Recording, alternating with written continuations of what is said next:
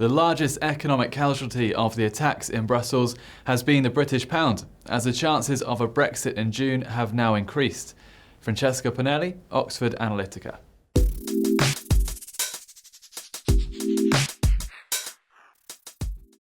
Following the deadly attacks in Brussels this week, what is your assessment of the reaction in the financial markets so far?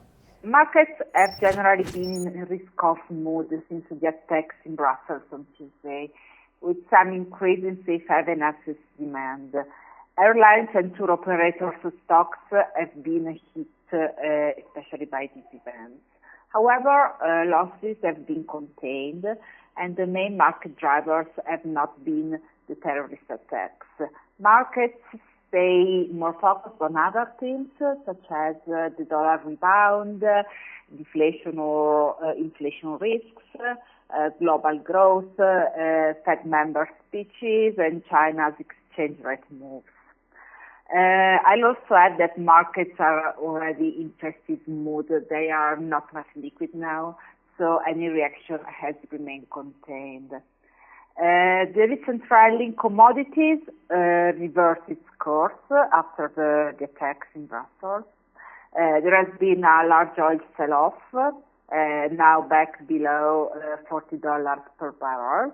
And yesterday it was the worst day for the oil price since February the 11th, when it hit its low for 2016, caused by a report from the EIA that U.S. crude inventories rose by over 9 million barrels last week, and the supplies increased to their highest levels in more than 8 years. Stronger dollar following the events also contributed to push down the commodities, following some hawkish Fed speaks this week. Asian equities have generally been softer, while European equity markets showed some resilience after the attacks.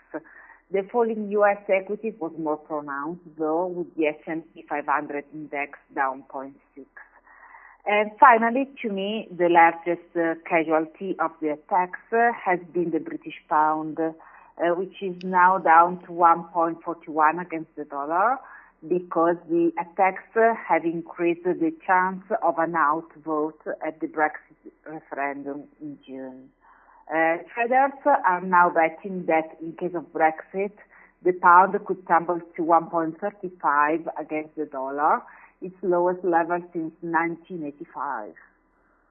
Attacks in Europe have also been witnessed in Turkey and France over the last 4 months too. Have you identified any economic patterns in investor confidence as a result?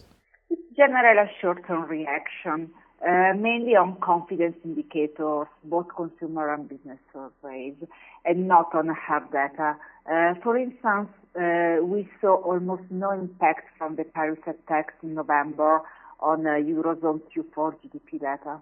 Okay, and the Eurozone's economy as a whole is dealing with a host of economic challenges during an already fragile recovery. So to what extent do geopolitical events of this nature compound these difficulties? Such geopolitical events might hold back investment and hiring projects for a short period of time, though in the longer term, deeper considerations will prevail. Let's just keep in mind that the ECB has recently announced a bold package of measures to improve the flow of credit to the real economy. They expanded their QE program and included corporate bonds into their asset purchases. They also launched new targeted long-term refinancing operations for the banking system. These measures should be stronger than the short-term impact of the terrorist attacks and should help the ECB in its fight against deflation and in supporting the recovery. And finally, I'll add that on the fiscal side, there might be the risk that fiscal policy coordination will not progress any further, as priorities such as security spending after the attacks will prevail over budget targets. Thank you, Francesca. Be sure to check back on Monday for the week ahead with Monica Gibson. Have a great weekend, and we'll see you then.